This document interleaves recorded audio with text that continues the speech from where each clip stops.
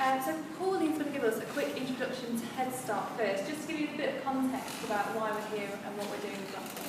Thanks, Laura. That's a brilliant introduction. Thank you. Yeah, super excited about being here as well, and just great to see all of you in the room. Some faces that I know really well, and some that I don't know. So I'm looking forward to meeting you all at some point, either today or over the next 4 years, of which we're doing HeadStart. So I suppose really the reason that we're in the room today is because after 2 years of really hard work and testing and learning and working alongside young people, last summer we were successful in bringing in just over £10 million of lottery funding into Blackpool, which was completely amazing. And our young people were a really big part of helping us to do that. So at any point that I say this, I always feel it's really important to say thank you to the young people that were involved, because without them we really wouldn't have got the funding. So we've got £10 million, we've got 4 years left, because we're just coming to the end of our first year, which feels kind of ridiculous because it's just gone like this. But the reason that we're that we've got this funding is to raise the resilience of our young people, our 10 to 16-year-olds. The lottery really want to see less young people developing mental ill health, which I'm sure you all agree is incredibly important and really relevant for Blackpool. But our strategy in Blackpool is around building resilience. It fits in really well with our vision as a local authority and a community. But the reason that we feel that these forums are going to be so exciting is because we have a vision about anybody who lives or works or volunteers, and Angie and I have got a song about this, which if you ask us nicely we might even perform for you later, to be able to be involved in this programme. Maybe not the singing bit, that's a bit embarrassing, but definitely dancing. No, not now, maybe later. And that is a real purposeful vision. So anybody who wants to get involved, anybody who's a parent, anybody who's a practitioner, anybody who's an elected member, anybody who's a senior leader, anybody who cares about the resilience of this community, we want you to be part of this programme, because that's how we believe that we're going to make the changes that we want to make for Blackpool. And we've got a fantastic opportunity because, of course, we've got other funding streams coming in. We have Meryl here from HeadStart who's going to be doing fantastic work with our early years. So this is a once-in-a-lifetime opportunity for Blackpool, and we absolutely are going to grab it with every single hand and finger and everything that we've got to make this work. So you are our first audience for our Resilience Forum, and we want you to be our champions. Basically, we're doing a lot of different activity for HeadStart. So we're providing direct support for young people. We're providing people with the opportunity to develop and be part of the programme themselves. We're developing the workforce, and we're changing the systems in Blackpool. And this is one of the great places. This is going to be our engine room, basically, for making this happen. So a really warm welcome, and I really look forward to getting to know you all better. And any other questions, then just come and find me afterwards. I think what Pauline said there about bringing with people together is really important for us in terms of networking. That's half the battle we've got, is bringing people together that are interested in resilience in some way and producing those really good outcomes for young people and with young people. So I'm not going to ask you all to introduce yourselves because that will take up our afternoon. But I would like to get a bit of an idea about who's in the room, if that's okay. So if you could just raise your hand with the statement you think fits you best. So if you are a parent or carer, if you work in local authority, if you work in education, if you work in mental health services, got a list of things. If you would say you're a young person. I'm not going to put that on. Don't worry. If you have lived experience of being resilient. Interest in resilience? That was all the main now, but thanks for that. Great. And I think just to introduce Boing Boing as well, so Boing Boing are slightly separate from HeadStart, but we're working jointly with young people in Blackpool to improve their outcomes. And Boing Boing is a community interest company I've been staying CIO for so long, I forget to say CIC, Community Interest Company, and we are working with HeadStart to increase resilience in young people. And our slogan or our motto, or the resilience phrase or terminology that we use is beating the odds whilst changing the odds. And for us, resilience isn't just an individual concept, but it's about systems change as well, and that's why it links so very well with what HeadStart are doing.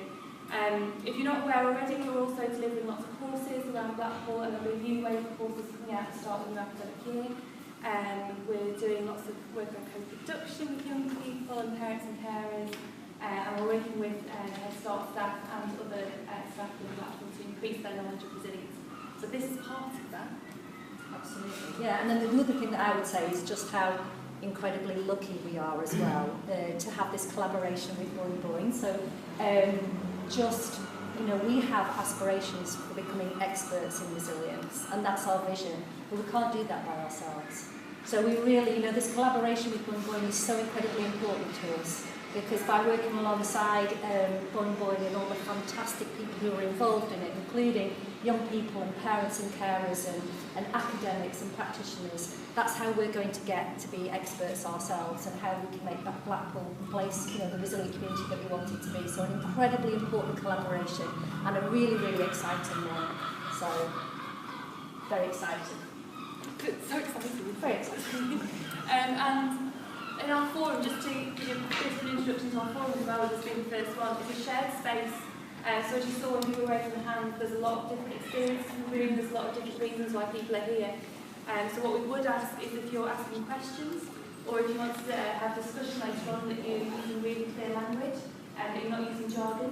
Well, there is a jargon buster on each of your seats, if you so require it. And during Etienne's talk, he will be giving you space to ask questions at that time. But then after that as well, we'll have lots of time to discuss, debate, disagree. That's absolutely fine. The other thing I was going to say is that with those different experiences in the room, there might be different disclosures when people want to speak, or if they're referring to something in the book. And just make sure that everything that's said in that aspect, in that regard, is kept in the room, and it's confidential. So without further ado, that was a long introduction. Etienne's asked me to, I'm going to introduce Etienne, and he said he wanted a simple introduction. But as there's so many people in the room, here to hear him speak, I think he needs a little bit more than a simple introduction. So we're really privileged to have Etienne to speak to us at the very first forum. He speaks worldwide, sharing his ideas. He's a social learning theorist, and sharing those theories with people around social learning and community practice.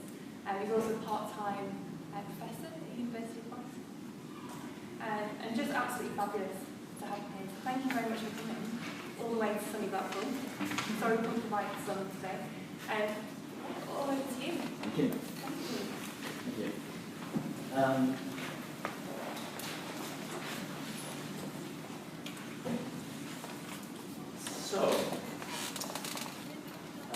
This was Angie's proposal for a title for this session.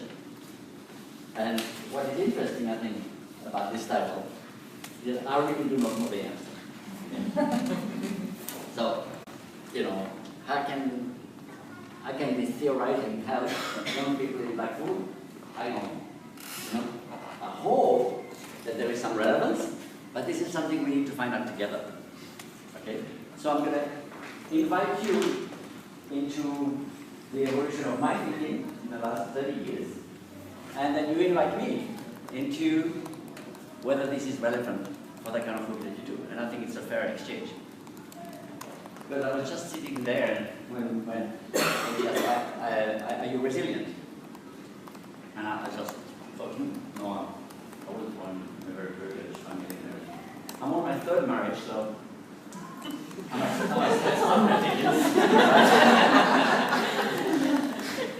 But anyway, apart from that, the more we interact, the better. Because I've given these talks like this before, so I've heard myself. But it would be more interesting to do this in introduction. So the first person who interrupts me, with a story or insight, gets 10 points. And chocolate biscuit. I didn't say that. I want to under-promise and over-deliver. Yeah. Very good. So, yeah, so it's kind of strange to have this identity of a social learning theorist. So I've got to kind of tell you what I think that means, you know. And I think that when Laura asked me, so how do you want to be introduced?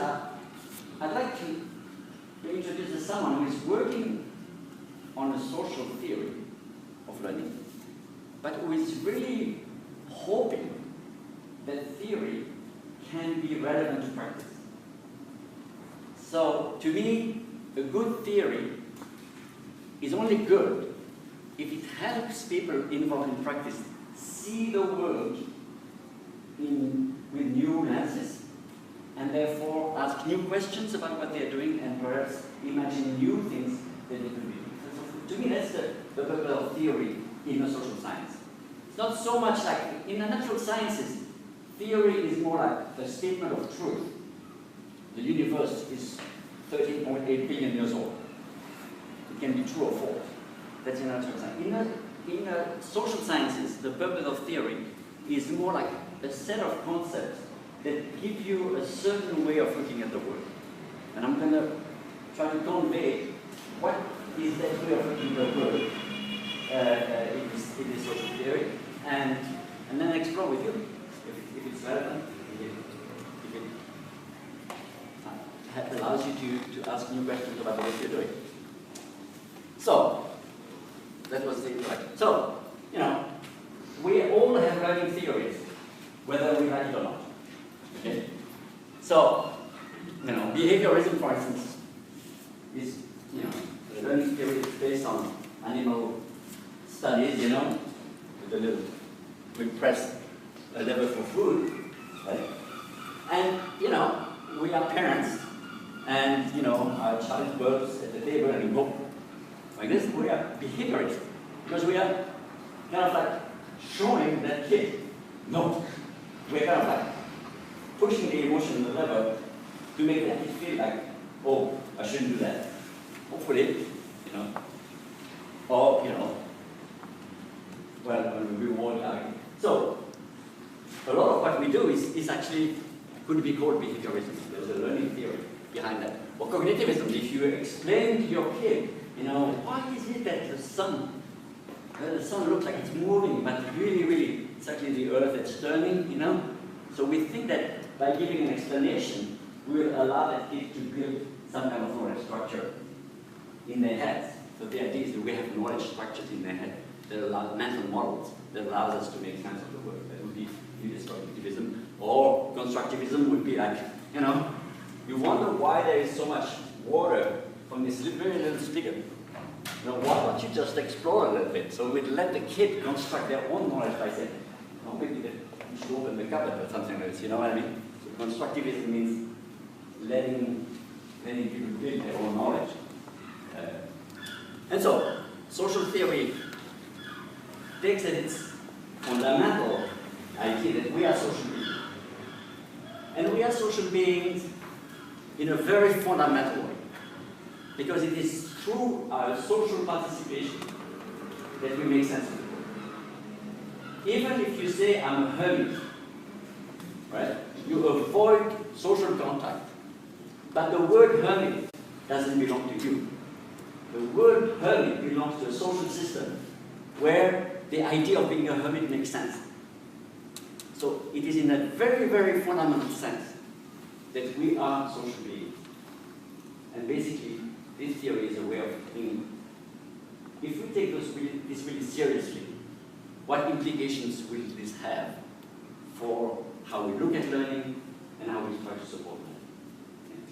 So, very early in '87, I was invited to work in an institute called the Institute for Research and Learning that was in California. I was a graduate student at the time doing my PhD. And the idea of this institute was, there was a report by the Department of Education in the US called A Nation at Risk. If the Department of Education produces a report that says A Nation at Risk, you know, you don't need to do this report. to know what it's saying, right? And so a man called John C. Brown, who was actually working for Xerox at the time, had this idea that we should bring some scholars together. And instead of just doing educational studies, to go back and say, what assumptions are we making about learning that gives rise to the kind of institutions of schooling that we have in the world today? It was a very interesting, exciting for me as a graduate student, exciting invitation to join scholars from different disciplines, to rethink learning, if you will. You know? And for me, I was going from computer science, cognitive science, that was sort of my line into that. But I started to work with an anthropologist, so we worked kind of across disciplines to try to make sense of it. Because we thought, because this anthropologist had been studying traditional apprenticeship, and we thought, this traditional apprenticeship is actually a very ancient learning mode for human beings that precedes schooling, you know, precedes universities historically. What can we learn about it that could be informative for these institutions that came later? And so we looked at different cases of apprenticeship around the world. And one thing that was striking is that when you look at actual cases of apprenticeship, and you look at how does learning take place, even though you think of the apprenticeship as a relationship between a master and an apprentice, in fact, in practice, as a young apprentice, if you have a problem, you don't go to the master. The master is an imposing figure. You go to another apprentice who's a little ahead of you, and you say, how do you do this? See what I mean? So, what we noticed is that there was a kind of community around a master that served as a curriculum for the apprentice. And we call that a community of practice. This is how this term was born. You know, that is my whole carry on. Just very simply to give a name to these things that we are observing. But there are interesting observations about this notion of a community of practice that serves as a curriculum for an apprentice. Because my colleague had been studying apprenticeship in Africa and among young tailors. And she noticed that if you are a newcomer in a tailor community of practice, you start your life at the boundary of the community, at the periphery of the community. You do things like you go buy threads when somebody needs thread. So you are useful to the community, but you do things that don't require a whole lot of skills. But it gives you a sense of how the community functions, who does what do they need, and so on and so forth. So you kind of enter the community from the periphery, and then slowly, you move in. So one day you're asked to sew a button on a shirt. Wow, that's an event, you know, that's a recognition that, hey, you're coming in. But it's not dangerous to sew a button. You make a mistake, it's easy to correct. You know? But it allows you to handle the final product, you know? So you can see what the community is producing, contribute to it. You know? Then one day, you're asked to cut the fabric. Now, that's a recognition that you have made it into the community, because that is very dangerous. If you make a mistake, the cost to the community is very high. You know? And also, to know how to cut the fabric in what shape, you need to have a pretty good sense of what this fabric is going to go through to become a drop process. You know, you need to cut extra for the seam and everything. I don't know how to do that, but I'm not going to give you a lesson. It's sort of like, but you can see how doing something is a recognition. There's no exam, that's a recognition that you have achieved membership, full membership in our community, because we entrust you with difficult and dangerous tasks. So, from our perspective, there were some interesting concepts underlying this observation. One of them, and perhaps the most important one, is that meaning was driving learning. You saw your button, you belong to this community, you see the customer and all that. Meaning was driving. There was technique to learn to sew that button. And it was meaning that was driving the technique, and not the other way around. And you may think, oh, of course, it's obvious. But if you go to a school, it's not obvious. In many schools, learn this long division algorithm, please. It's going to be on the exam. It's meaningless to you. But you frankly, when you are 35, you have an iPhone, and you don't need it. I'm sort of kidding, But many kids have really an experience of meaninglessness when they go to school. And I think that's a problem. If you're growing up and 4 to 6 hours a day, you are asked to suspend meaningfulness. And in the end, it's a terrible problem. Also, more a problem, perhaps, with kids who live on the street than kids who have parents and they trust their parents. They're middle class kids and they are used to thinking the adults wants what's good for me, so I'll do what the adult wants. So I think there are all sorts of social problems we can talk around. Remember the 10 points, right? Okay. But this meaning was also involved in practice. It was not like some meaningfulness that came come out of nowhere.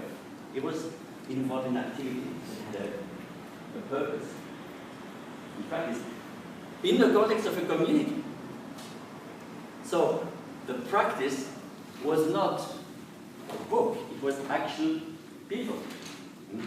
Yeah. But what's meaningful for one person won't be the same for the next person. Precisely.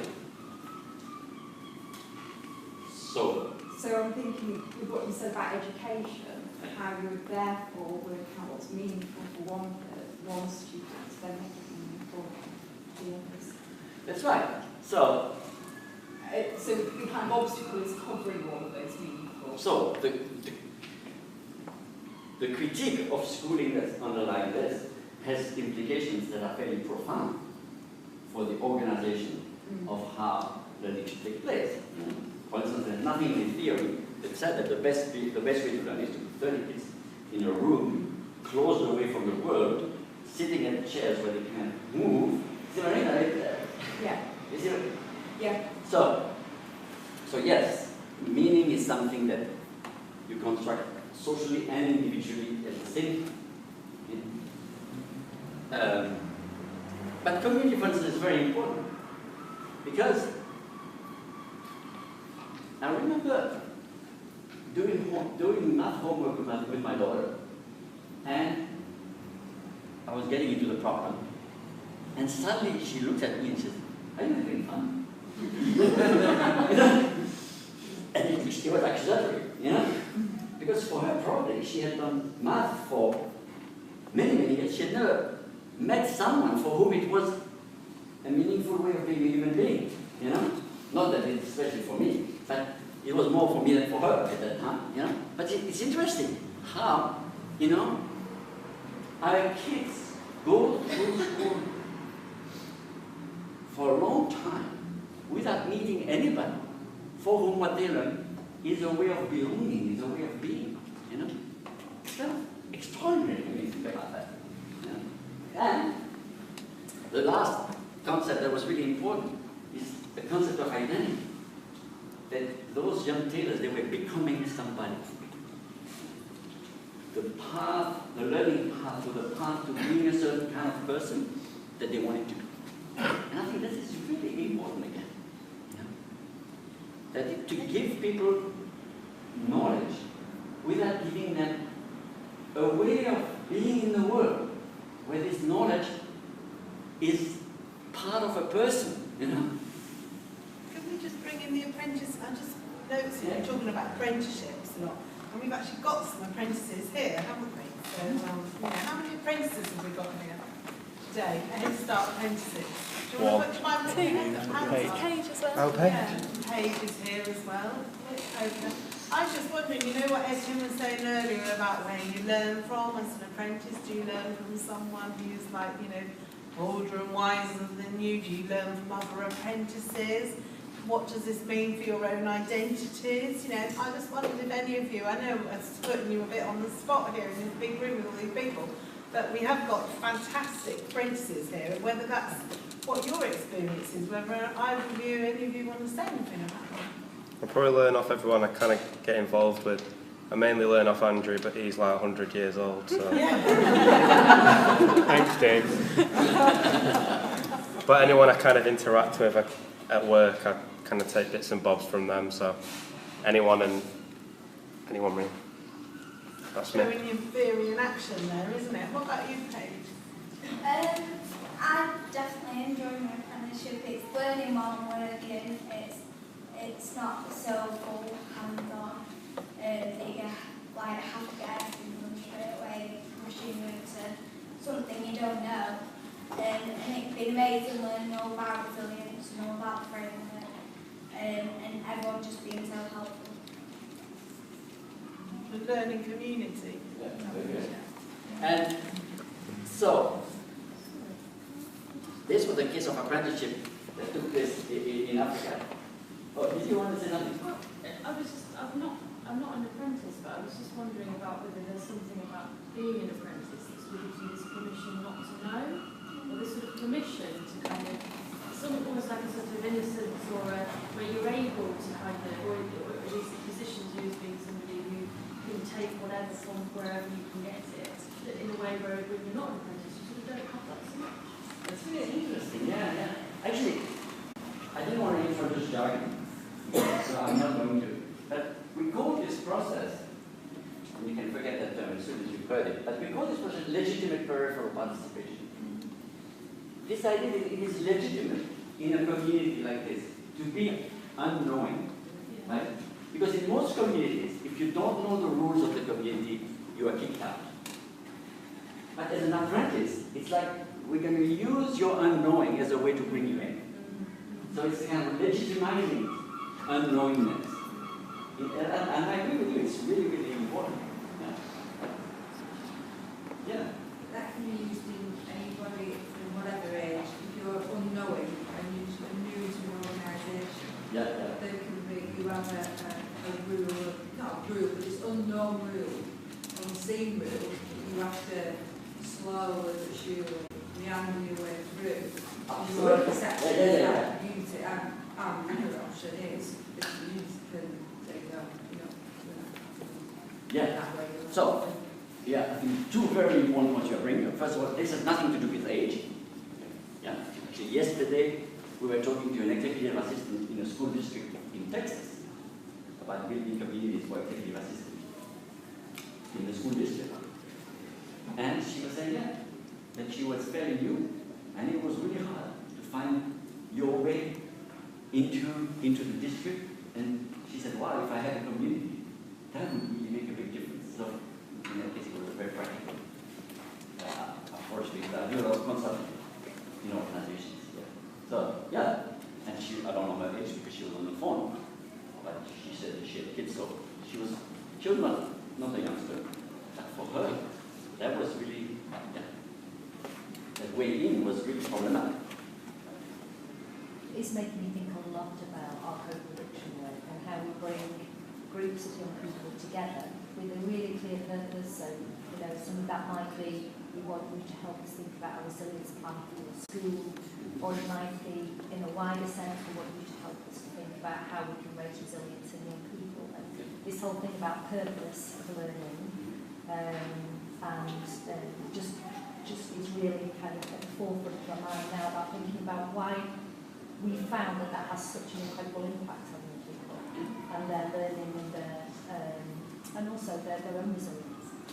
Yeah. Linking really directly with their own individual resilience. So that's what we found as part of our phase too. So yeah, I think that's interesting because in our first book on this process, one of the community we studied was Alcoholics Anonymous, but which is completely different. And I'm not even saying that they're excellent, but it was interesting to see how recovery from alcoholism for these people was reinventing themselves in a social context. Reinventing an identity in a social context.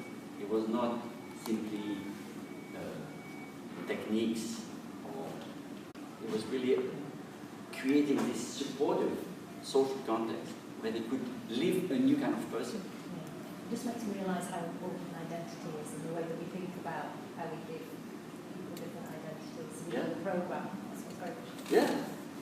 And so for me, if that's what you're doing, I would say, wow, this is an interesting approach to resilience. Because I think that identity is really, really important. And it makes me think as well about when you talk about meaning, when you talk about in a school context, that whole thing about those teachers that everybody's probably been lucky enough to have an experience with, that one teacher who was brilliant, who really brought learning to life, and the great music teacher or art teacher or whoever that was, that we know that they're great, but I suppose the bit of learning that was missing for me was why is that so great? Why do they have such a great relationship and impact on young people? Because I would say that they recognised you as an individual. That's why they stayed with you, because they listened to you and they gave you individual attention. So it wasn't necessarily about the curriculum or the setting, it was that person valued you. That's why they stayed in your head. Because other teachers had a task to do, and they were going to do that task within the confines of that space from that time to that time. And then we put our books away, got up and left. And we weren't even sure that they remembered our name. So that teacher knew our name and knew who we were. That's why they stayed with us and they had a massive impact. Because they gave us an identity. Or recognised the identity that we were forming ourselves. And perhaps, can I add to that? Because I think this is really wonderful. I think also, if I remember the teachers who were meaningful to me, they recognized me as a learner, as a human being, but they also opened their identity. They invited me into who they were. They used who they were as an educational resource, And in doing that, kind of like open windows into worlds of which I was not part. You see what I'm saying? Yeah, they were human. Yeah, we recognize that. Exactly. And the problem, I think, with institutions, that institutions tend to formalize things in such a way that it's hard to be human, because your role is so defined. And so you have kids who go through a lot of institutional systems without ever met an adult. They need principals, they need social workers, they need all sorts of people who have roles. But an adult, someone who is also a fellow human being on the planet, fellow journeying together. Yeah. I think it's going to be legitimate and liberal participation for use of context and resilience. There's kind of this image in the UK now that young people should be able to cope, to manage, to be strong, to be responsible for themselves. If they're not, there's something wrong with them. But if they're able to legitimately not know about resilience, we thought apprentices in that process of learning resilience and really empowered.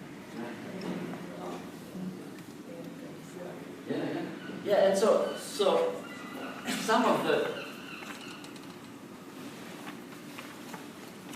I'm skipping a little story here. I was just thinking, so what are the implications of this view for supporting learning? And so helping newcomers find a way in, I think that's really important. We've seen some communities really organize themselves so that newcomers can find a way in. Have access to authentic practice. So in our studies of apprenticeship, what we noticed is that what was really significant is this access to authentic practice. Actually, the UK researcher is using this theory to look at medical apprenticeship. When you do your internship as a become a doctor, and he was telling stories of when a young doctor apprentice said she participated in actually the death in the hospital and in the post-mortem reflection after the death. And she was kind of wide out of like, this was a moment where I was allowed to be a doctor even though I'm not yet. Because she had both access to authentic practice, because a death is always painful for medical practitioners, even with the developer experience. So it was really authentic, and she was engaging with true identities of all kinds of master practitioners. So for her, in the story she was telling, that was really a moment of learning that was special because I think of these characteristics. And so for me, I'd be very interested to know, so how do you enable this?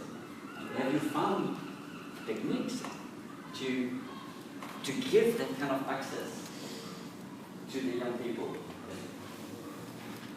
that you are helping?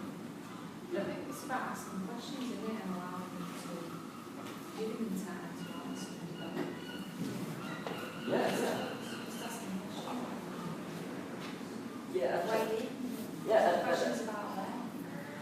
Yeah. Authentic questions. Yes. Yeah, I think that's really important. Because teachers would say, yeah, you have to ask questions. Not in an assessment way, in Yeah. a genuine way. In a genuine way of saying, well, what is your experience? What are you struggling with? This is what I'm struggling with. Can our struggles meet in a productive way? Common ground. Yeah. We get groups of deaf young people together in Blackpool for a day, every term or something. And it's quite interesting that the first time they come, they're really quite apprehensive because they're out of an environment that meet people that they've never known before, and sometimes this group would be before and then the newcomers come in. But the interesting thing is when they share a situation that's occurred, something that's been challenging to them, but the others will go, yeah, that happened to me, or that happened, and then they actually share the strategies that they've used to overcome those challenges and barriers. And sort of then actually get really quite empowered and become quite forceful amongst themselves. And if anything, you're kind of just like that sort of person to guide them rather than teach them. Yeah, really. And I think what you're bringing up, I didn't want to make it too long with this, but this notion of stories, the importance of storytelling as a way to convey knowledge. I say, oh yeah, this also happened to me, and this is what I tried, and it didn't work, and then I tried that. Yeah. So in fact, storytelling is a very important learning device when you talk about this context. Etienne, I'm wondering if any of the resilience coaches here wanted to say anything about our meeting this morning, because in a way I think we were doing that this morning. Anybody want to mention that? I'm definitely an old-timer. She's definitely good at putting people on the spot. Yeah. Well, no, but it's just all this is in living practice, really. And I wondered if other people have made that connection with that meeting, because I'm used to thinking I've been hanging out with Etienne for a long time, ever since I met you at Heathrow Airport one time, just hounded me, didn't I, down. But just wondering whether other people who were out, we were there this morning, thought about that meeting that we had this morning, where we were just having a bit of a swap of ideas with the new resilience coaches, who were all just starting really to get to with resilient therapy, which is one of our approaches to supporting resilience in children and young people. Whether that was because that is exactly how I try to practice, is what you're saying. Whether that felt like that to you. Does that resonate to people who were there this morning? It was nice to just hear you speak. This was how it was. Like you said this morning, everyone goes, a professor, got to be happy with it. It was nice to just hear you speak as a person about your feelings and why you got on stage, to hear your story. And the stories, exactly, and the kind of community building feel to it and everything. That's definitely that kind of social learning approach, is it, rather than giving some formal lecture. About identity, community building. It's a different way of thinking about learning, but I just really invite you to sort of think about those different spaces you're in and put this lens on it, because it's really quite exciting when you think about it that way. Something probably a little bit different space. I'm a dancer, and in terms of my learning, went through college and did the ballet and contemporary. Wasn't quite what I was looking for. So I had the opportunity, just went to a workshop and did an authentic jazz dance workshop. Was dancing with this guy, just helping him out, as you do, telling him his left foot from his right foot. Turned out to be the manager of the company. he then invited me to join the company, which was a company called Dragon Leaders. So through working with them, sort of gave me a new lease of life in terms of why I was doing this academic BA dance, at the Robin. It allowed me to put my stamp, this is me. It's what you're saying about the teachers, just saying this is how you do it. It's like, well no, because when I do ballet, I'm not going to be able to suck everything in the same as everyone else because I've got extra bits. But then having the opportunity, you learn it, so we learn the Lindy Hop, you learn it, you understand it, but it doesn't have meaning until you access that athletic practice, which was watching Etienne Wenger races, Hells Popping, and say, yeah, that's fabulous, I'd love to dance like that. Going to America, to New York, finding some of those dancers, engaging with the old-timers, who were still dancing into their 80s and 90s, and dancing with them, and hearing their stories, that it completely changes your access and your understanding of it as a student, but then when you come back as a teacher, you can see the value of how that can be applied to other subjects, and it is that interaction, that human contact. It isn't about, and if I'm teaching a class, yeah, I might be wrong, and I will admit I'm wrong, and that's where you make those connections rather than, I know everything, please be quiet, you don't know what you're talking about. Because sometimes they do it way better than you do it or understand it. That's very true.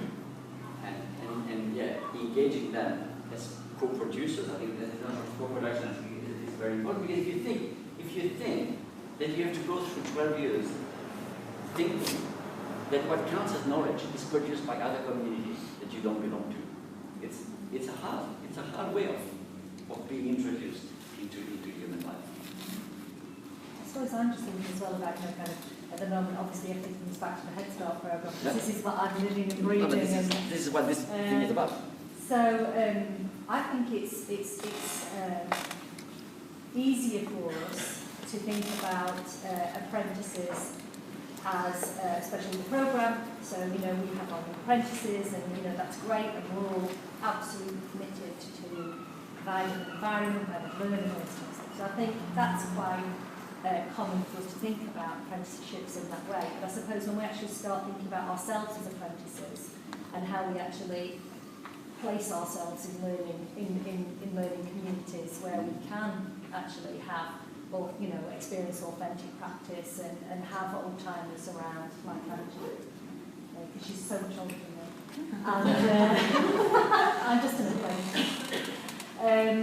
That actually kind of just puts a little bit of a different stance on things, because it does take away that whole thing about you having to know. It does just legitimise being able to kind of be on a learning journey, which we all are ultimately. Yeah, exactly. And so that actually, interestingly, leads us to a new phase in the development of the theory. Because look, these people, these are head of treasury in different countries in Southeast Asia. And they are brought together by the World Bank to figure out how to improve public finances in their countries. Interesting. They are sitting around the table here, and they are actually here discussing how to do a memorandum of understanding with the central bank. You don't need to know the detail. What you need to know is that these people are all struggling with fairly similar challenges. This guy is actually from the World Bank facilitating the conversation. Nobody knows really how to do what they are discussing. They're trying to establish some guidelines about how to do that, because they cannot just learn from people in the Netherlands, because their circumstances are so different, culturally, institutionally. They need to hash it out among themselves. So the bank is actually asked me and my wife to help them develop communities among those countries to work that out together. And it's an interesting table, because there's no master here. It's more like a learning partnership. We are all struggling with a similar problem. why don't we just put our brains together to try to figure it out? Because nobody is as smart as everybody, right? So that's kind of a learning partnership where everybody is struggling with a similar problem. It's a bit different from the phase one, where you have a clear master. Here there is no clear master, but the process, interestingly, is very similar, of like telling stories, showing examples, thinking about a problem together, and so on and so on. So, for us, in the development of the theory, there was an important phase when these ideas kind of went out into businesses and government agencies, and here, in this case, international development. And people started to ask, you know, how could we get together all our engineers around the world who are dealing with this problem so that they can work together to figure it out? So it's interesting because it's a kind of horizontalization of the learning process. And if you think that the World Bank is asking us to help them create a network or a community of practice among head of treasuries in a bunch of countries, is actually a pretty big mind shift, you know, because traditionally the World Bank views development as this vertical process by which the north knows we're going to put a channel to the south and pull the knowledge, and they better get it. No, I'm caricaturing, but it's not that far from the truth. It's a big shift in thinking about what international development is. To think, yeah, we're going to bring people together to work it out together, you know? And maybe with the help of an expert from the bank. But that expert is an expert theoretically, but it's not an expert at the problem that people have in their countries. See? So everybody's an expert at something. And by working it out together, we have a better chance of achieving good results than if there's one person who's just pouring knowledge on us. So it's sort of interesting how changing your learning theory can really, really change the way that you look at processes and the way that you support them in practice. And so what happened? Then all sorts of organizations started to do this stuff. You can see the word back here, but you can see private organizations, businesses. You can see UNDP here, the Center for Disease Control in the US, creating communities among levels of government for people who do first response to bioterrorism. Different ways of bringing together people who are struggling with something so that they can improve their chance of being successful. So for us, it was sort of interesting to see this explosion of different organizations kind of saying, you know, there are other ways of supporting learning than to send people to the training department. So that has been a really interesting development. Now, in these kind of communities, the membership system is a bit more complicated. Because, you remember, originally we were thinking that learning was the trajectory in. But in many of these communities, you have people who remain peripheral. They never really want to become a full member, but they just want to know. Especially online, you kind of have a lurker, and, you know. So it's a more complicated membership structure where people learn in different ways. Some people are really the core member of the community, but there are people who are just like more like spectators or something like this, you know. So we acknowledge that when we have designed these communities, it's important to allow people to find their proper relationship to a community so that they can be a full member, and they can also be occasional member, occasional participant. It's okay, as long as everybody is learning. It's okay to have a structure like this. So here's an example of a community.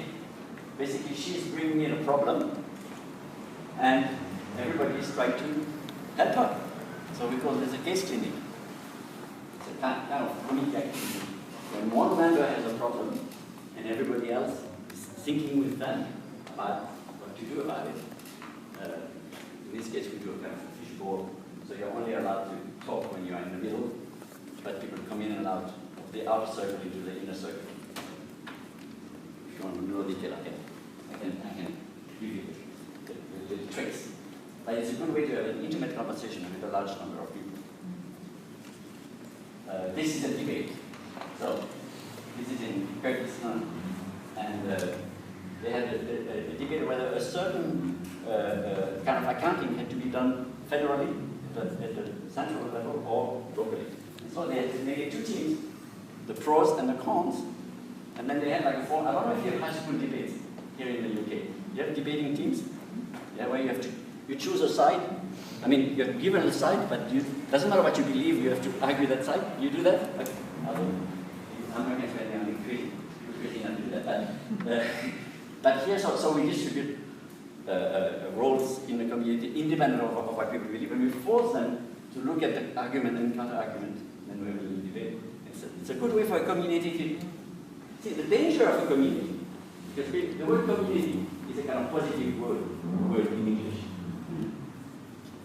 When many people have positive ideas about community, but groupthink is also a characteristic of community. So there's a danger to community, is that it's difficult to be skeptical when everybody is. So we use that activity to make sure that skepticism can be voiced. It's like six hats thinking. I'm sorry? Six hats thinking. Yeah, that's another technique to do that. Yeah, to make sure that the group doesn't kind of become lemmings. Group thing. Yeah.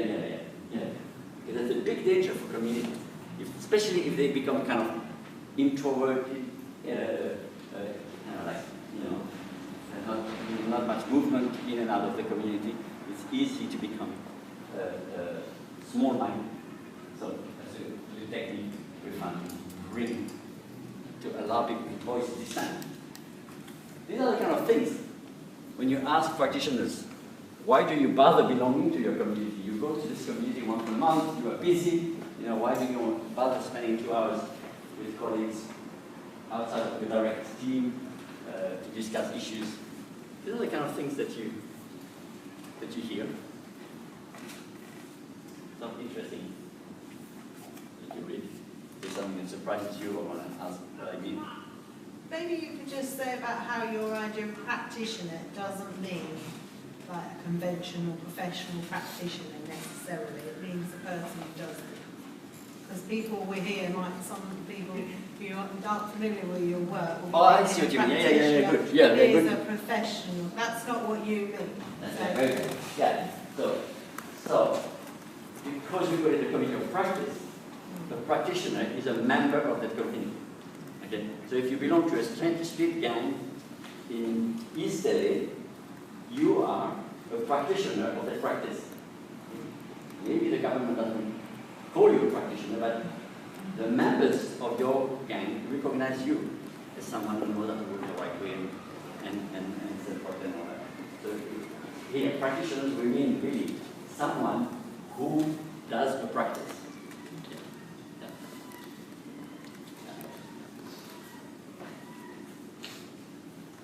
And so, I just wanted to say that an important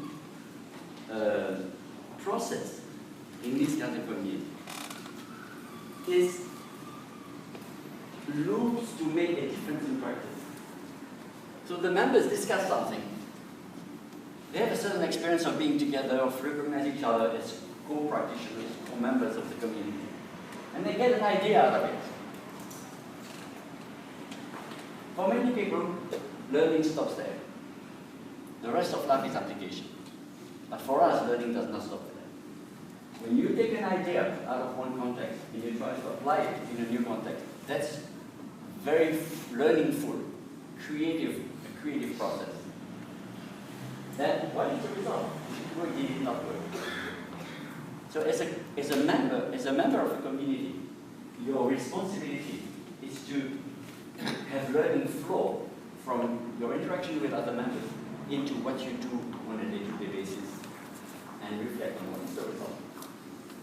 Because, you see, and this is why a community is different from a lecture or a conference. You want this to come back. So in a community, for instance, if we do a case clinic with a member who has a problem and other members give suggestions, 3 months later we want to know, did you try what we said? And did it work or not? Because if it didn't work, that's still an important piece of information. We want to know that because we take some responsibility to help you. So think of learning here as a kind of loop. And so if you want to sustain a community like this, it's really important not to see it as like a series of discrete events, but as a continuous loop between learning interactions and practice.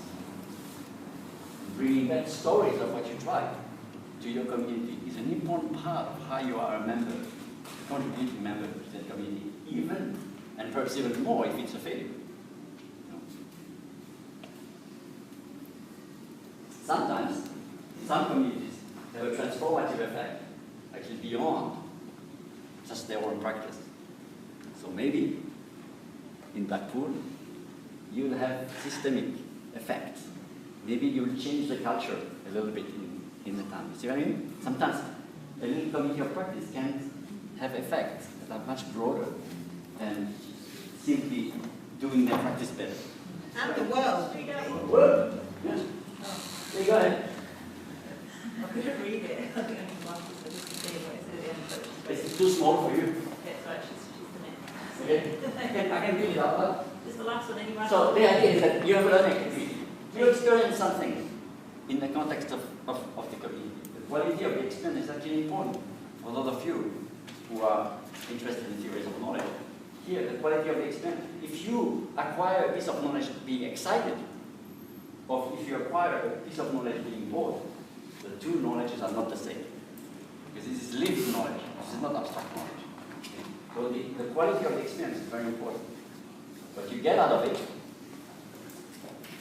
is important. What ideas are people sharing? What connection are you meaning? You live with a business card. Oh, you can call them later if you have a question. What do you do with it? How does this idea translate into practice? See, sometimes in research-driven practice development processes, there's something called fidelity of implementation. I don't know if you are confronted with that. For us, we are pretty doubtful that this is a good way to think. Because implementing something is always creative, problematic, and opportunistic. And so, this is why we say learning continues here. So that it can come back. Application is never simply application. So this is kind of really for me, kind of starting to make, got a few pennies dropping, because Andrew's been helping us to think about how we can identify ourselves as researchers. So all of us who are involved in HeadStart to a greater or lesser extent could think about ourselves in the identity as a researcher. And I suppose when we apply that to this theory of learning, then that absolutely makes sense of it for me, because actually what we're doing is we're doing something, we're taking something, we're practicing with it to see what happens, and then we're coming back and we're in a way researching whether that works. Yeah, in a way, a community of practice is a kind of action research set, right?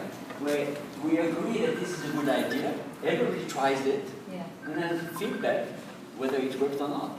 So for us in Blackpool, we think, we're trying out. Is resilient therapy going to help our community to become more resilient? Mm-hmm. So we're trying that out. We're learning about it. We're trying it, and then we're bringing it back and sharing it. So that's right.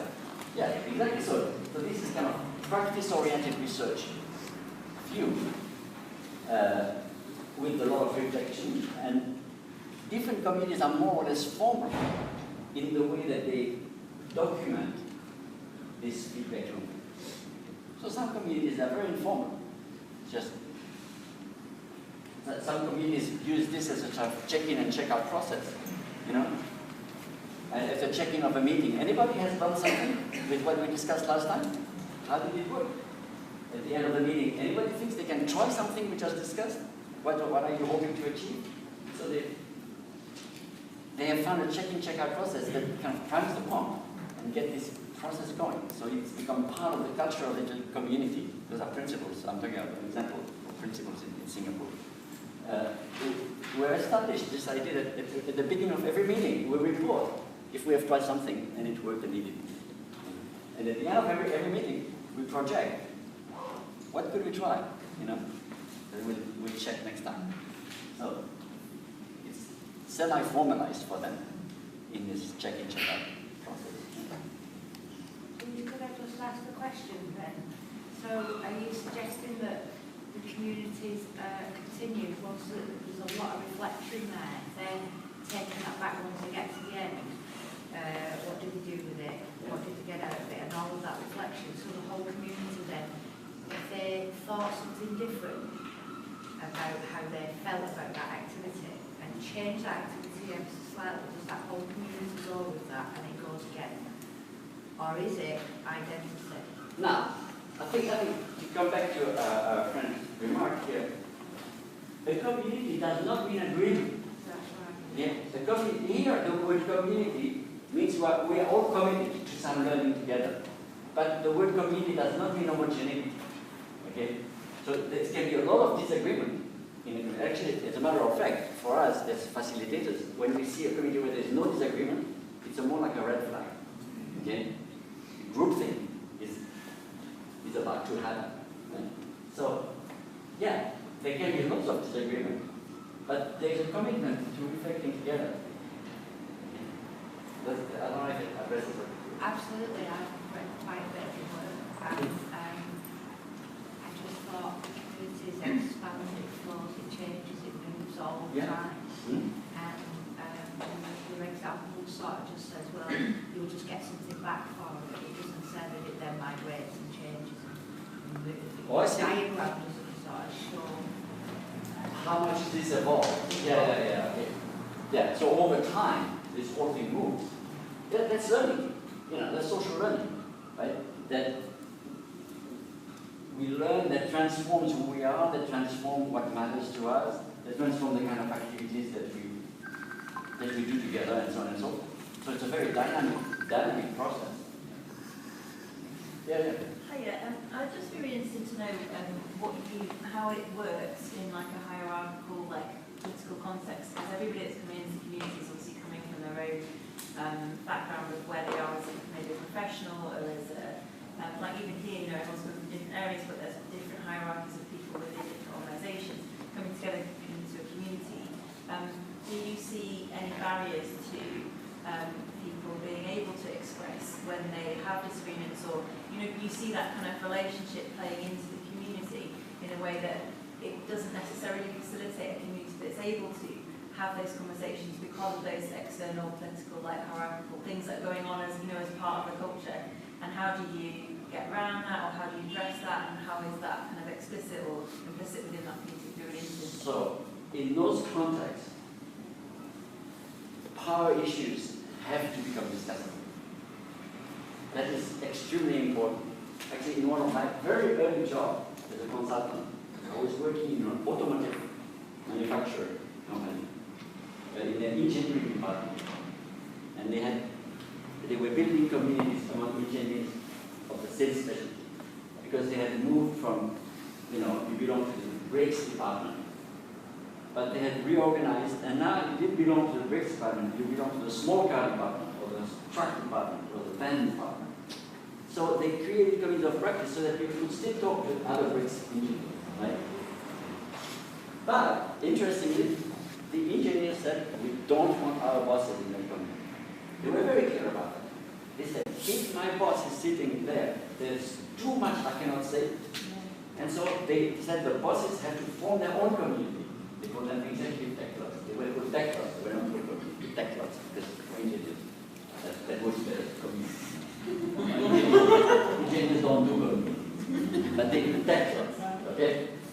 So there were engineering tech clubs and executive tech clubs. So they were very clear there. In some cases, it's really important to have an executive as part of the community, because otherwise decision cannot be made and stuff like that. So it's very culturally sensitive. I don't want to give you an absolute rule, but it is something to pay attention to. In general, we try to avoid having hierarchy inside the community. But whatever works, I'm a very pragmatic person. Okay? You might not have the hierarchy within the community, but I guess the people within that community still coming from their external positions. Like I was thinking about that table at the World Bank, you know, the different countries, and thinking each country might have the same role within that country, but each country has its own political issues with the other countries, and you know, they're all competing against each other, even if they're trying to come to some sort of agreement. They might have external competitors, but they may also internally have competition between the countries, and you know, all that kind of like political stuff that comes in it. It was just really interesting how, as a community, you kind of get round that issue. Right. So, the community. That's where the term community is a little tricky, right? Because for many people, community means love. We all love each other. This is not the sense in which we are using the term community.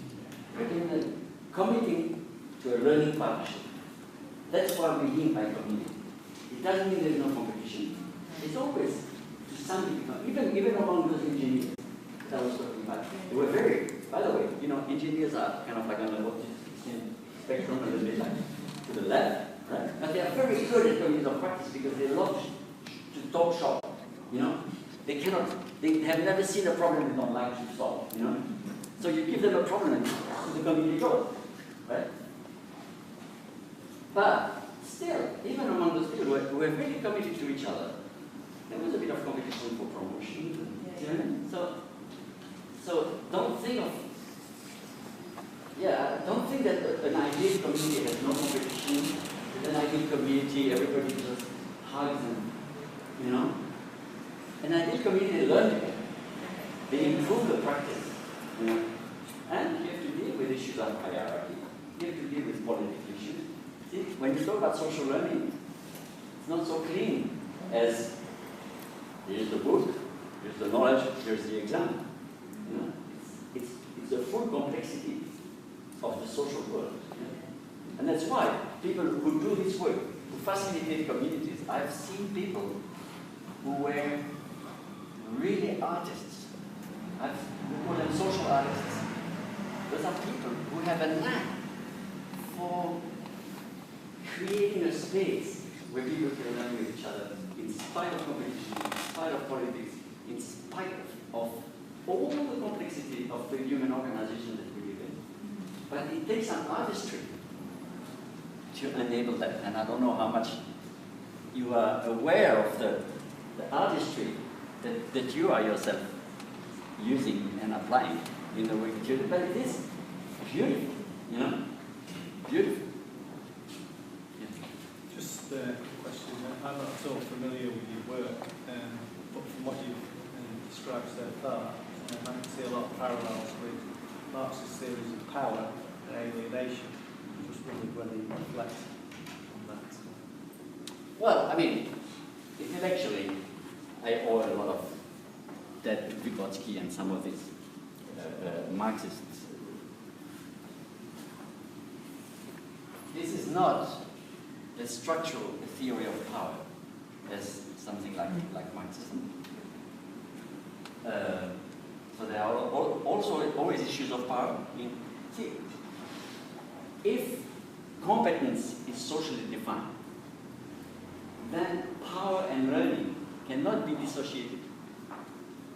Because who has the right to say this was good, right? So once you accept that competence is the property of communities, and that a violinist look at another violinist and say, wow, that was a good vibrato. See what I mean? There is power there, you know? And so learning and power in this theory are very, very closely interconnected. And it's not so structural because for Marx, power is very much related to economic classes. So this is more micro politics, if you will. So you're saying that you're more of a structural Marxist rather than an instrumental? I'm not. No. I would not call myself a structural Marxist, but I'm close to Max in the focus on practice. And practice is the source of consciousness, if you would. Where was I going with that? Yeah. So, absolutely, as complicated as and full of relationships of power and politics as the human condition. You know, this is something human learns in the human condition. And the people who can enable, open those spaces where that can happen productively, then for me I think they are social artists. Because they create a special space where something can happen that is precious. I guess it's almost like changing your mindset from it being individualistic to being a positive self-gain for the whole community and seeing that coming to see the problem together, community, and then recognise that solving that problem serves all of you rather than individually trying to get your own gains out. I guess that kind of results from that power vision.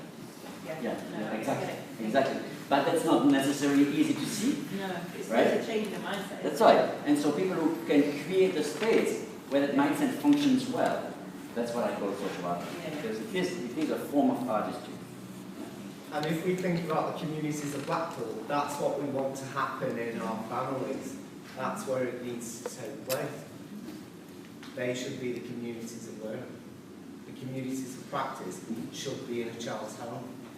Well, now some people ask me, so is the family a community of practice? Yeah. And for me, I say this is an empirical question. You see, I think some family functions as communities of practice, and some function as just a fridge association. Yeah. You know, where we just share the same fridge.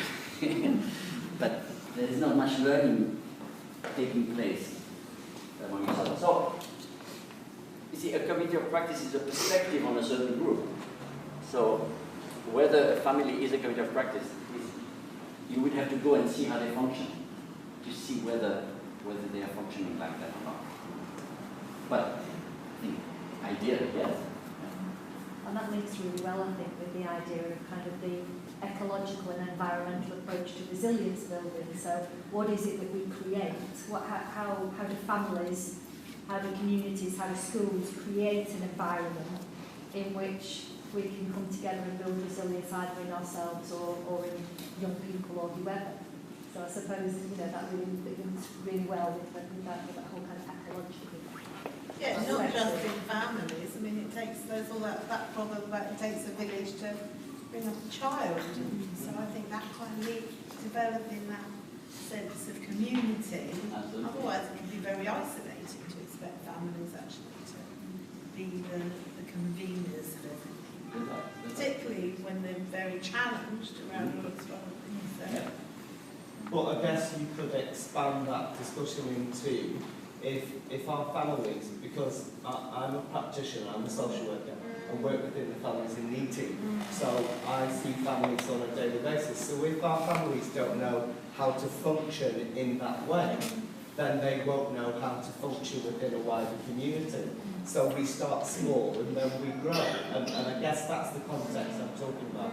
It's got to begin somewhere, and if it's not starting here, where you live and breathe in your personal space, then it could be argued that it could be unlikely to succeed in that space when you step out that door. Although sometimes it works the other way around. We can have a really interesting conversation about that.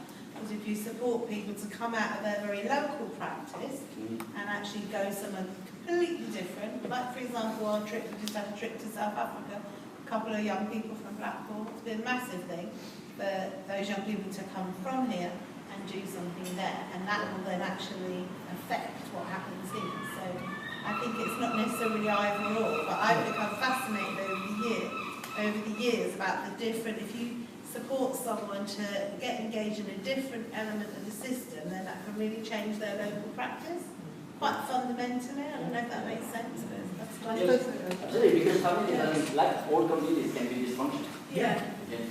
And so sometimes you need to bring.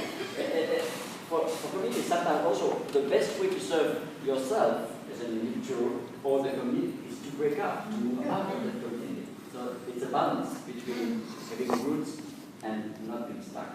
But can I just say, I suppose, for one thing with me, I agree. I have not forgotten you. Also, our core story says that building a shelter is like building a house. You need a firm foundation.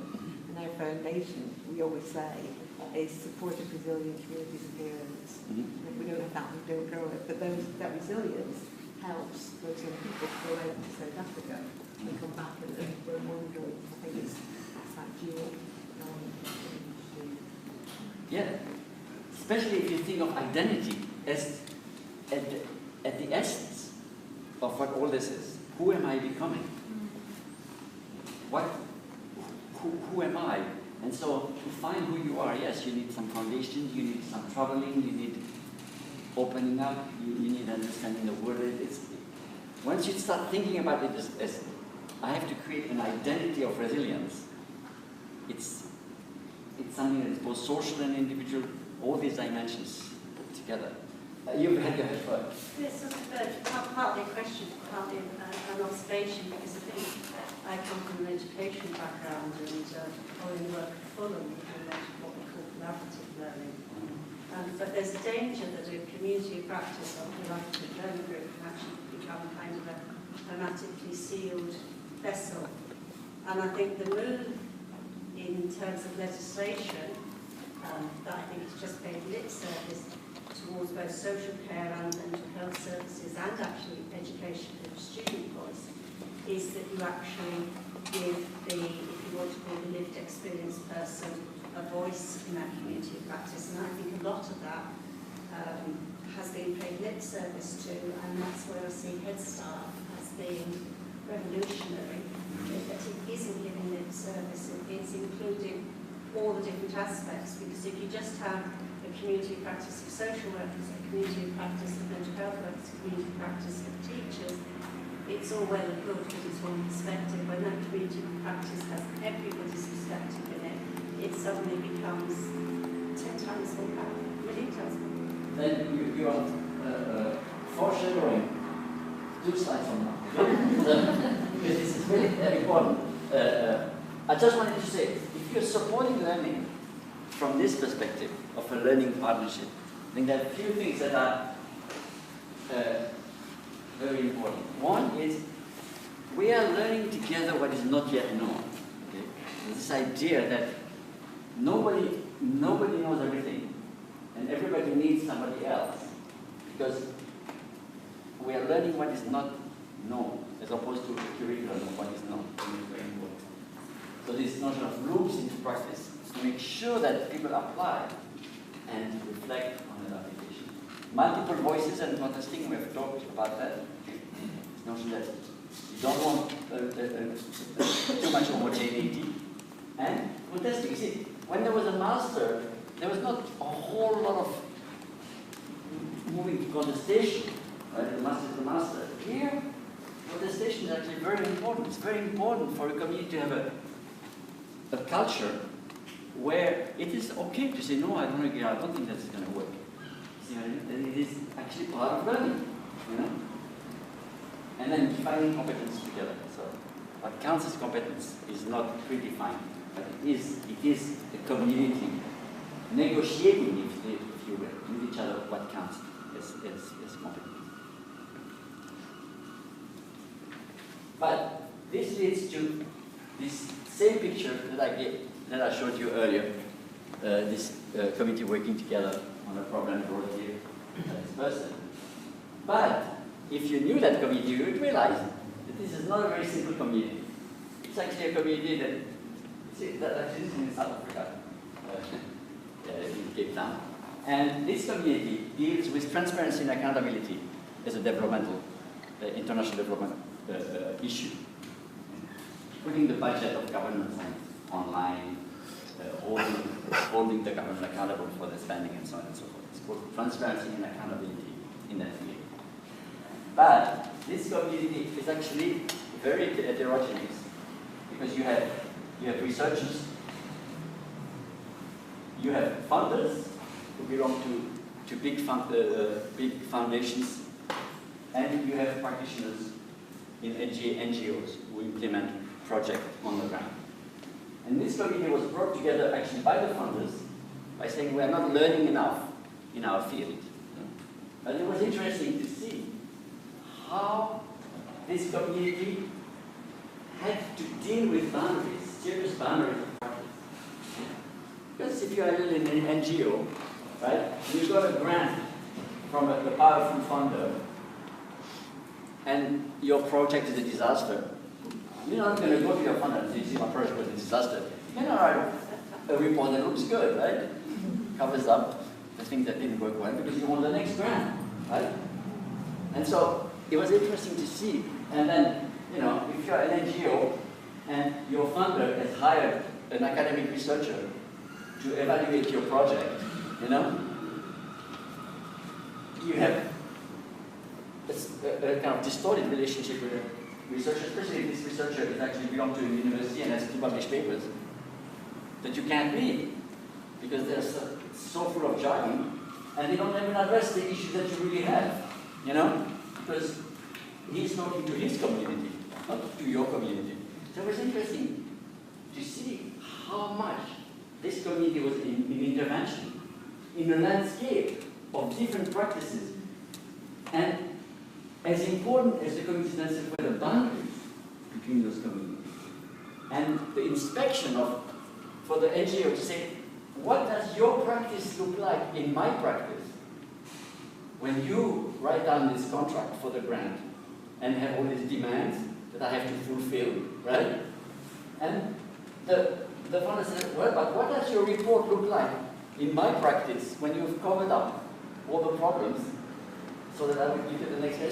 So they were starting to talk across boundaries to see how there were dysfunctionalities that had been established over time because these practices didn't quite understand the effect on the other. You see what I mean? So it's really interesting community. And if you think of that as a kind of a landscape of different communities with a kind of learning potential at the crossroads of these communities, in something what we were doing is to create a cross-boundary community that was going to inspect the boundaries between practices as places of high potential learning. So for us, we call this phase 3 of the theory, because in phase 2 we were mostly considering the learning potential inside a community. But here, we really have to see that the learning potential is not just the property of one community, but also of their boundaries and how they negotiate and interact at boundaries. And it's interesting that actually in our own work, in our own consulting work, we are more and more asked to deal with community of this sort. And I think very much the work with Angie, where basically the University of Brighton is trying to create a partnership with the community, but serious boundaries to cross, you know? If you're a psychiatrist publishing your papers, how long do you want to listen to that parent, you know, who's just, you know, talking about the daily work? And if you're a parent, how many, you know, 20-syllable words do you need to learn to be a good parent, right? I mean, I'm just caricaturing things, but just to say that boundaries between practices are serious. They require work if learning is going to happen across this boundary. Actually, talking about our group, they were dealing with mental health in schools. And so, very often when we build communities, we create what we call practice groups. There are small subgroups of the community that deal with a specific issue in the community. And there was a subgroup that was called common language. Because they said, we talk about the same kids, but the learning disability people in the school and the mental health practitioners in the community about the same kids who use very, very different language. And it's confusing. Right? And so that practice group had started, it had been chartered by the community to go and study an issue. And it was called common language.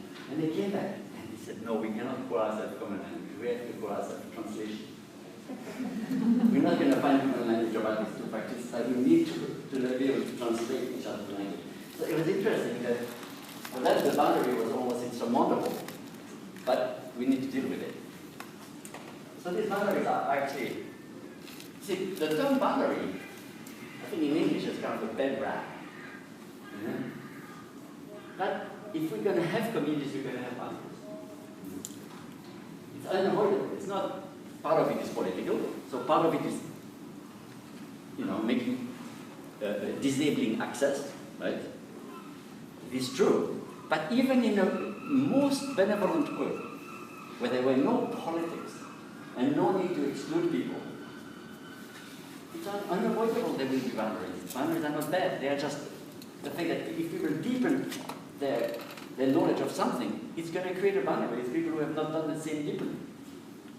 It's like different languages, isn't it? Yeah. But it's unavoidable, It's just that we need to sit to think about communities that are living in these landscapes of different practices. And we need to think, what kind of intervention are useful to weave the landscape together? So if you think of the landscape as communities little hills of competence, if you will, then you say, okay, do we create a new hill? Do we just create a little bridge between those two communities? There's a rich array of interventions that you can think about to deal with the landscape of practice. What's your top best one? From all your ancient learnings over the years, what's your top best one intervention? Oh, this is completely situational. Well, yeah, but you have written a book called Cultivating Communities of Practice with some actual practical things for people. Yeah, so building, like for instance, the South African group, right? Like, there's not from South Africa, they're from all over the world, but they met in Cape Town. There, they were trying to build a community of practice across boundary. That's a high commitment intervention, right? As opposed to simply visit each other or have a conversation, have coffee together. Sometimes you don't need a whole new community. You just have coffee, or wine. You see what I mean? So what I'm saying is that there are different kinds of intervention. I remember a guy who was building a community between social workers and psychiatrists, right? Because but you see, for the social worker, the psychiatrist is basically a peon of the pharmaceutical company. And for the psychiatrist, the social worker is an ex-hippie whose understanding of drugs is completely depends on what he's taken, right? but once you deal with these boundaries, people have all sorts of stereotypes of the other, But anyway, they have difficult conversation. But they agreed that if they could establish some guidelines about when a social worker should refer a kid to a psychiatrist, that would be useful to both communities. So they didn't think of merging them into one community. That was impossible. That was just blood if you do that. No, but creating just this is boundary. Creating a boundary object that could work between those two communities was enough of an intervention at that stage. So you have to see what is the best intervention for the level of integration that you need across the boundary. Could I just ask? I'm guessing that there are some boundaries that are far more obvious than others. And I suppose if we are creating a community of practice at Blackpool, and if we've got lots of different practitioners from different places in that community, I'm guessing some of those boundaries are going to be quite obvious because I'm a social worker or a psychiatrist, but some of those boundaries might be quite hidden. So I don't know, so I have become more emancipated because of my travelling than this other person here. That might not be as obvious. How does that kind of play out? Well, so I think now you're talking about a more complex, and I didn't want to go there in this talk, but then there is the whole question. If you start thinking about the landscape, right, the whole landscape, then there is a whole question of the individual trajectories through the landscape. You see? So, in some sense, and especially in the 21st century, we visit all sorts of places, right? We visit all sorts of communities in the course of our lifetime. This is very different from, 500 years ago, where maybe we lived in one community for our whole life. And in some sense, the community was doing a lot of identity work for us. And just by being a member, we inherited an identity, and that's it. In the 21st century, because we travel a lot, physically but also metaphorically, we can see communities on TV, we can see open heart operations on TV, right? We interact with lots of different communities we don't belong to, and some we belong to, and some we visit, and so on and so forth. When you join the community, you are bringing with you the trajectory that you have established in the past. So, I think what you are saying is, can we build communities that can take advantage of the full richness? You see, I think that is really important, because if I enter a community of social workers, right? Can I bring my identity as a parent in there, or do I have to leave it at the door? You see what I mean? So now, once you locate communities within a broader landscape, then identity is a much more complex thing. Because you have an identity as a parent, you have an identity as a social worker, you have an identity as a squash player, you have an identity as an amateur pianist, whatever. See what I mean? So your identity is a very rich array of ways that you participate in the world. So what you're saying is that not only are there boundaries that are very obvious, but there's also this richness of the different experiences that people bring to bear. Yeah? And some communities are more demanding in the sense that you need to quiet some voices inside of you in order to belong. Some community will let you bring in a richer array of the kind of things that you bring. Good, I was just going to say, I guess that's the job of the social artist, is to create the environment where that's possible. Exactly. That's the skill. Exactly. Yeah. From this perspective, a social artist is someone who allows the full richness of the community to be brought to bear, to develop better views of a problem. So, anyway, so this is actually a group of people who deal with infectious disease, like avian flu. Huh? I'm sorry? Yeah, absolutely, I'm aware of that. And what they're trying to do on this wall here is to really kind of map the whole landscape of different practices that they're dealing with. So it's an interesting exercise, because you have different organizations here. Here we have questions that they would like to know about each other. And here each organization is answering.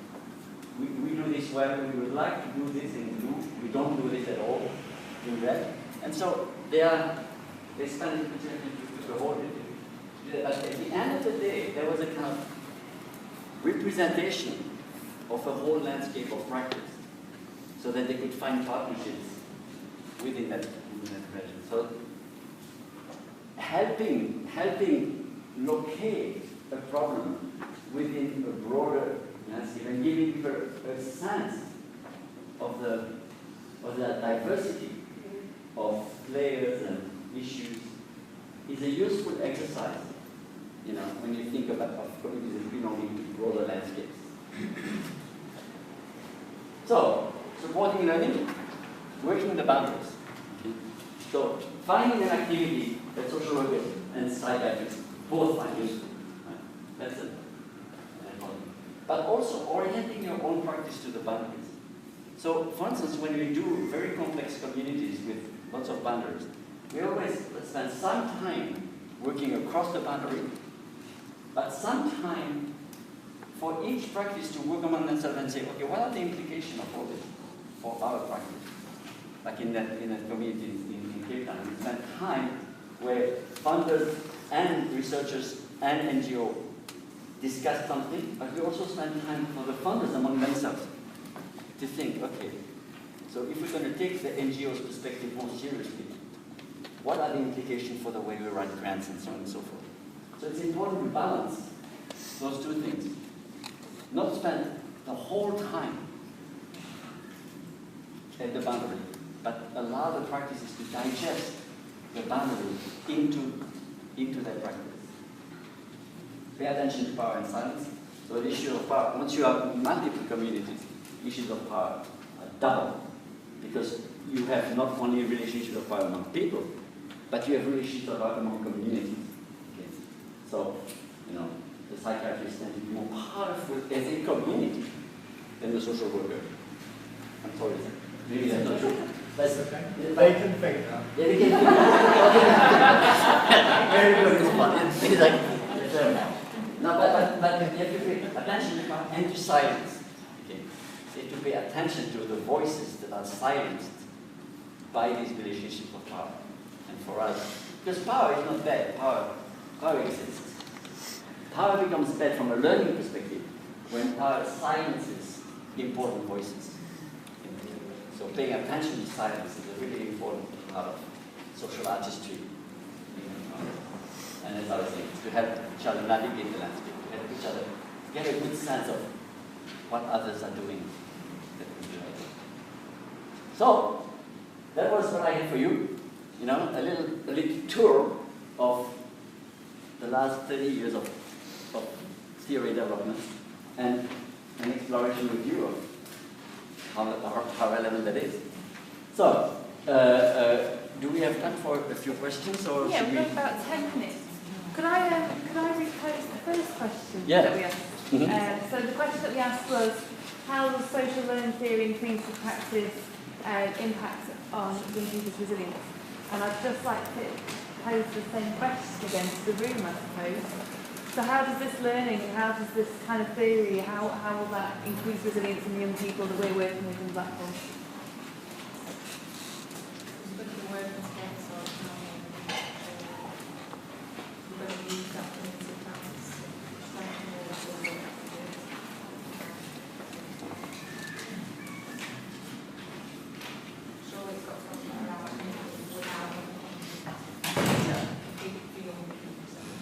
Yeah, and so I think, for me, the way I was thinking about it, I said I don't know the answer, and I still don't, but hearing you, I think there are three important questions that those three phases of the theory would ask. Is first, do these young people have authentic access to people who are either resilient or who work with resilience? Do they have authentic access to them as practitioners, as people who are struggling with practice? To me, that would be a very, very important thing. The second is, are there learning partnerships? Do you form learning partnerships where the idea that we are struggling with something together and we're struggling with it together better than if we are by ourselves? So this notion of the community of practice as a learning partnership where nobody is the master, but everybody can benefit from each other's experience. And the third one is this notion of a landscape. And this notion of what are the multiple places in the landscape where relevant work is happening, and how do we help our young people develop a meaningful identity in that broader landscape? Because I think that, yeah, as I was saying, this theory would predict that the modern world is actually a little disconcerting for the construction of an identity. Because, well, you were saying we need a foundation, right? But the world is also a big place, you know? And so young people are really, I think, faced with a series of choices that is very wide and a bit desecularizing or something. I don't know the word. You see what I mean? It's like, yeah, that's something really comforting. And it could be that some of the move towards radicalism is actually a reaction to this complex 21st century globalized world, to a simple identity of us versus them. How can we support our kids to develop a healthy identity in the complex globalized world in which they're growing up, and with a sense of trajectory? A question about what your thoughts on facilitating a community developing in a digital environment. Do you see that as something that's possible? Just thinking about young people and how they interact and the pros and cons of that medium and communication and in this forum, would it work? Would it be worse and actually encourage them to meet in a different way to form a different identity would actually better? I don't know. Yeah, so this whole theory was born before the internet, right? Okay? But it has turned out that the kind of horizontal peer-to-peer interaction that the internet allows is very aligned with this kind of stuff. Now, whether a group online acts together as a community of practice or not, again, it's like a family, it's an empirical question. So I'm not saying that all online discussion boards are communities of practice. But you have committees of practice that use an online discussion board as their main communication channel. So I've been very surprised how deep some of those have become. So, yeah, especially if you have to overcome geography and time zones and all that stuff. The internet is wonderful. Then the identity that you're then forming is possibly a more virtual one, and then there's this whole thing that there's this whole study going on about children being more likely to experience something for the first time in a virtual environment than physically. So say a child, there was this study where they were showing this child an aubergine in real life, and the child's reaction was, oh, that looks like the aubergine emoji, because they'd never seen an aubergine before, but they'd obviously seen an aubergine emoji since the time they were like 2 or 3.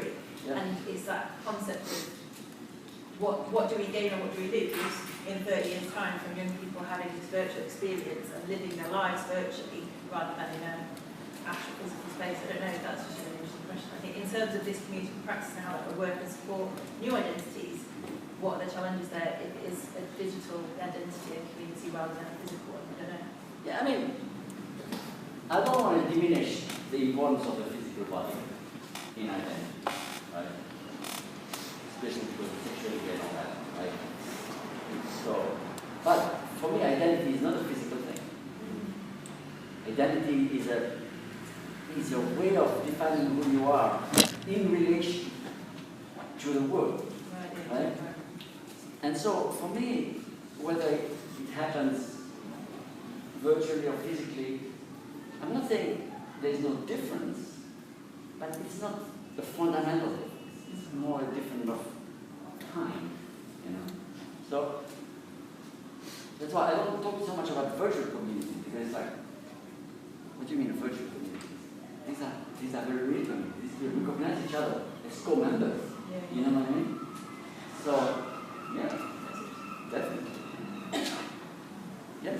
And going back to resilience, in that, you say about supporting learning, and within each community of the school, whatever age group within that school itself, it's got communities with different learning of resilience, and other people can learn how other people have dealt with their own resilience. But then you've got communities or partnerships within the learning educational environment of the young person that will learn and support people going through resilience. We talk about resilience, but we've all bought into today by coming in here for supporting learning for resilience. It's getting the people that are outside to come in and start learning what resilience is about and learning that they are resilient in themselves. So I think it's very good whether when you've said about learning and then going back in the loop and seeing what's worked and what hasn't worked, and I think we are everybody's trying to do that in practice. In theory, in practice as well. So I find it very interesting. I think a lot of people do that and don't realise they're doing it day to day. That's right, absolutely, absolutely. And I would add, when we work with organizations, they want to start committing of practice among their members. Sometimes they say, well, but I'm not sure it's going to work in our culture, it's a very cultural culture, and so on and so forth. What we usually say is, start. You know, just start somewhere. And then, when people see it working, either they join or they start their own. And so, you know, I think you start. You start forming communities. And these communities take a life of their own. And they themselves either grow by acquiring more members, or they spawn sister communities around. So the advantage of the community of practice approach is it doesn't have to be lockstep, you know, because it responds to people's need and to people's understanding of what's possible. So it can be quite organic as a change management approach.